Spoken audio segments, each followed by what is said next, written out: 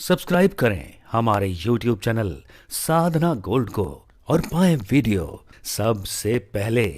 और हाँ, bell icon दबाना ना भूलें। अच्छा, रावण ने जिन सीता को चुराया वो कौन सीता थी? आप में से कितने लोग इसका उत्तर दे सकते हैं? रावण ने जिन माता सीता को चुराया, क्या वह राम की पत्नी थी? उत्तर दो। नहीं, रावण ने जिन सीता मां को चुराया था वह राम जी की पत्नी नहीं, वह राम जी ने एक लीला की थी। असली सीता को अग्नि में वास दे दिया था और वो माता सीता की परछाई थी, अर्थात वेदवती। वेदवती नाम की एक महिला, एक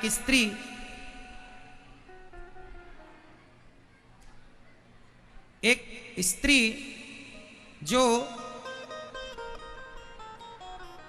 भगवान को पति के रूप में प्राप्त करने की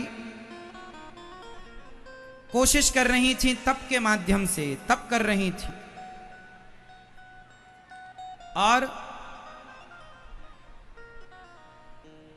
भगवान को ही पति के रूप में वह प्राप्त करना चाहती थी। अब मिले कैसे? अब राम जी का विवाह तो माता सीता जी से हो गया है। एक बार रावण, अब पूरी कथा में आपको समझाता हूं, ध्यान पूर्वक सुनिएगा, बहुत ध्यान से सुनिए। एक बार रावण, अच्छा रावण जिस भी सुंदर महिला को देखता था ना, उसे परेशान जरूर करता था।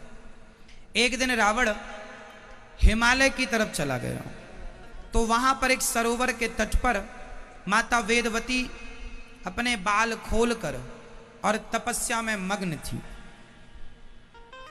तो रावण ने देखा कि स्त्री तो बड़ी सुंदर है, तो रावण जाके उस स्त्री के केस पकड़ लिया। वो वेदवती माता समझ गई कि कोई यहां दुष्ट आया है। रावण सामने जाकर खड़ा हो गया और माता को परेशान करने लग गया। तब माता वेदवती ने शाप दे दिया। शाप दिया, रावण तूने मुझे तपस्या से,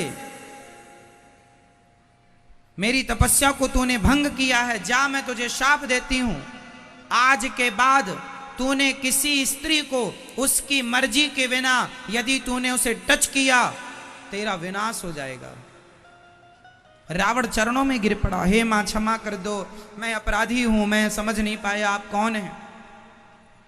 तब मां वेदवती ने कहा, फिर मैं तुझे, यदि जिस स्त्री को तू उसकी मर्जी के बिना यदि तू उसको हरण करेगा या उसकी तरफ देखेगा, यदि वह तुझ पर करुणा की दृष्टि एक बार डाल देगी तो तू अमर हो जाएगा।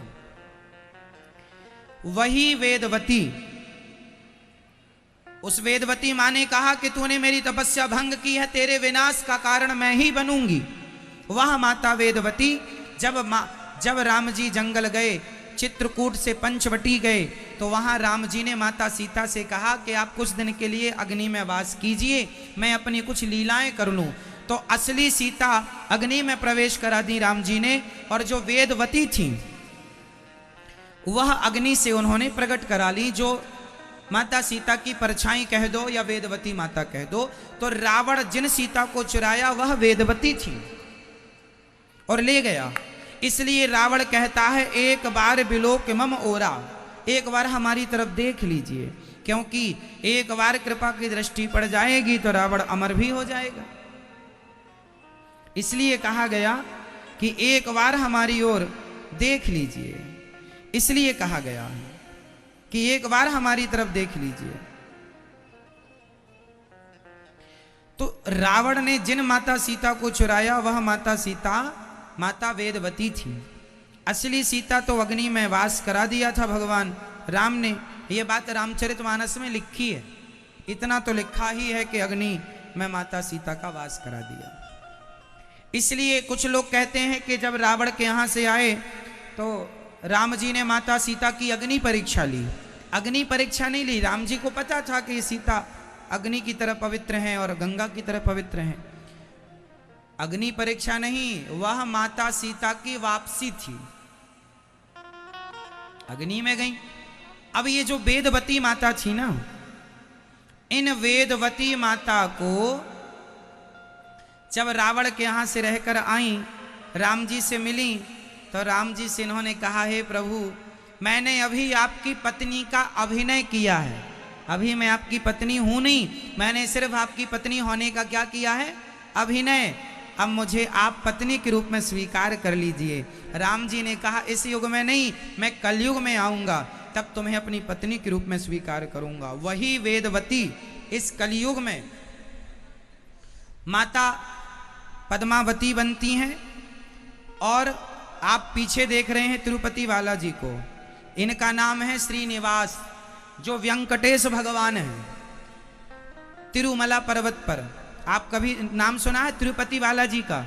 तिरुपति बालाजी मतलब वेंकटेश भगवान है ना। ये पीछे तिरुपति बालाजी का आप दर्शन कर रहे हैं।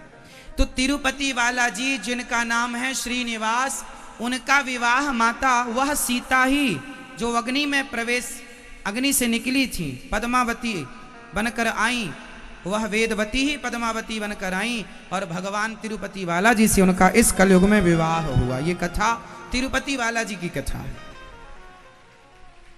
है ना।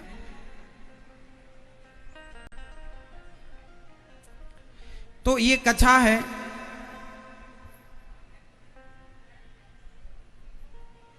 पद्मावती मां। इसलिए तिरुपति बालाजी की तिरुपति, त्रिपति मतलब तीन के पति है तिरुपति, इसलिए उनका नाम है तिरुपति, तीन के पति। लक्ष्मीपति, पद्मावती के पति और भूदेवी के पति। श्रीदेवी, भूदेवी और पद्मावती, तीन के पति तिरुपति। तो तिरुपति बालाजी जो कि तिरुमला पर्वत पर विराजे हैं, आपने शायद कभी दर्शन भी किया हो प्रत्यक्ष रूप में। तो ये तिरुपति बालाजी की, ये कलयुग में, ये तिरुपति बालाजी कलयुग में प्रकट हुए हैं। कलयुग में इन्होंने विवाह किया है। उन्हीं सीता को जो वचन दिया ना कि अभी तुमने हमारे लिए केवल अभिनय किया, अब हमारी पत्नी के रूप में अब कलयुग में आना, इसलिए भगवान ने विवाह किया। तो देखो, रावण के समय उस त्रेता युग की जुड़ी कुछ कथाओं को भगवान ने कलयुग में पूरी की। ये तिरुपति बालाजी जिनके हाथ में, एक हाथ में शंख है, एक हाथ में चक्र है। धन्य है ठाकुर जी का दर्शन।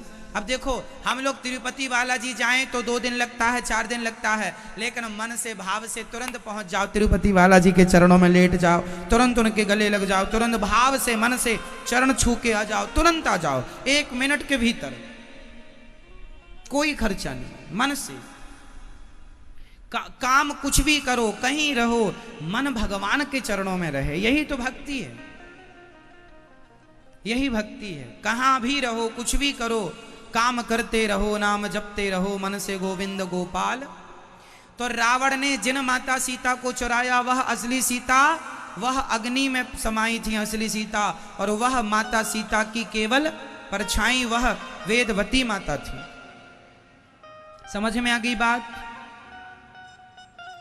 इसलिए सीता मां के चरित्र पर जो लोग आज भी उंगलियां उठाते हैं कि रावण के यहां रहकर आई, ये लोग ये जानते नहीं है, समझते नहीं है। सीता कौन है? माता सीता कोई सामान्य तत्व थोड़ी है। माता सीता जगत जननी है, जगदम्बा है, इस सृष्टि की मां है, वो जीव मात्र की मां है, वो तुम्हारी मां, हमारी मां, रावण की भी मां है वो। रावण किस खेत की मूली है? रावण भगवान के आगे कौन है? जिनके रोम रोम में ब्रह्मांड निकाया, निर्मित माया रोम रोम प्रतिवेद कहें। उन मां के ऊपर कोई उंगली उठाए, इसलिए समाज ने फिर भी उंगली उठाई तो उठाए, लेकिन आपको कभी संदेह नहीं होना चाहिए। आपने ये, आप में से कुछ लोग ये भी आरोप लगाते हैं कि राम जी ने बड़ा गलत किया, माता सीता को गर्भावस्था में घर से निकाल दिया। राम जी क्या माता सीता को त्याग सकते हैं? अरे भगवान राम और सीता ऐसे हैं, गिरा अर्थ जल बीच गिरा अर्थ जल बीच सम, कहियत भिन्न न भिन्न। ये भिन्न है ही नहीं। जैसे मिश्री को मिठास से अलग नहीं किया जा सकता, ऐसे सीता को राम से अलग नहीं किया जा सकता। बंदहूं सीता राम पर, गिरा अर्थ जल बीच सम, कहियत भिन्न न भिन्न। क्या बताएं मेरी माँ, राम जी ने माता सीता को त्यागा नहीं, निकाला नहीं। लोगों ने उंगली उठाई तो माता सीता बोली ठीक है हम संत जी के यहाँ रह लेंगे, तो वाल्मीकि जी के आश्रम में चली गई। लक्ष्मण जी छोड़ के आ गए। वो लीला करना है। राम जी सीता माँ के, जब रावण सीता माँ को ले गया तो राम जी रो रहे हैं, हे सीता हे खगमृगे मधुकर श्रेणी तुम देखी सीता मृगनैनी। राम जी रो रहे हैं। तो ये जो राम जी रो रहे थे, तो क्या ये राम जी के आंसू सच्चे थे कि झूठे थे? बताओ, राम जी के आंसू सच्चे थे कि झूठे थे? जोर से जोर से जोर से झूठे थे। क्यों? क्योंकि वो लीला कर रहे थे। उन्हें सब पता था रावण कहाँ है, सीता कहाँ है, कौन ले गया। लीला ही करनी थी उन्हें। वो भगवान है, सर्वांतर्यामी है, वो भगवान है। चींटी क्या सोच रही है वो भी वो जान रहे हैं। हाथी क्या सोच रहा है वो भी वो जान रहे हैं। चींटी यहां से जाकर किस तरफ मुड़ जाएगी, किस तरफ मुड़ के किस तरफ जाएगी, हम नहीं जानते कि वो किस तरफ मुड़ेगी। भगवान जानते हैं कि वो कहां जाने वाली है, किस रास्ते से जाने वाली है, अगला टर्न क्या होगा। फिर भगवान है मेरी मां, भगवान से क्या छिपा है ये तो बताओ। हम जो सोच रहे हैं वो भी भगवान सुन रहा है। बोलना छोड़ दीजिए, आप कुछ सोचिए। अभी आप कुछ सोच रही हो ना, वो भी सुन रहे हैं भगवान। ऐसा भगवान भगवान है, सबकी जानते हैं। चींटी से लेकर हाथी तक का सबको जानते हैं भगवान, सबके भीतर है। एक परमात्मा अनेक रूपों में सबके अंदर व्याप्त है। भगवान है वो, कर्तुम अकर्तुम अन्यथा कर्तुम, सर्व सामर्थ्य भगवान है। उनके लिए कुछ भी असंभव नहीं। समझ रही हो ना मेरी मां? इसलिए भगवान को भगवान की तरह देखो, सर्व सामर्थ्य है। जिनके भक्त चुल्लू भर पानी 3 चुल्लू में समुद्र पी जाते हो, अगस्त जी ने 3 चुल्लू में समुद्र पी लिया था। जिनका भक्त इतना ताकतवर हो कि समुद्र पी जाए, वो भगवान को कौन सी वाणी से तुम समझोगे, कौन से वेद पुराणों से जानोगे? भगवान वाणी से परे हैं,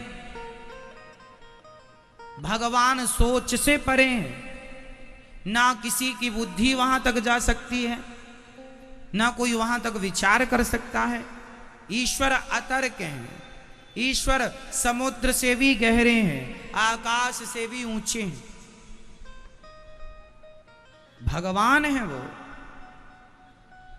राम हम जैसे पापियों पर कृपा करने के लिए वह विशाल परमात्मा, विराट परमात्मा सगुण साकार के रूप में राम जी के रूप में प्रकट हो गए, हम जैसे पापियों पर कृपा करने के लिए। लेकिन हम जैसे तुच्छ प्राणी उन राम पर भी प्रश्न चिन्ह लगाते हैं कि राम जी ने माता सीता को क्यों निकाल दिया।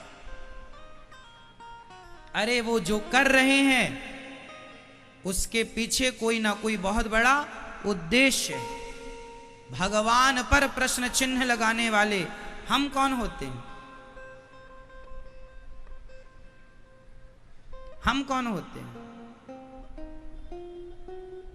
इसलिए भगवान पर सवाल ना हो, श्रद्धा हो।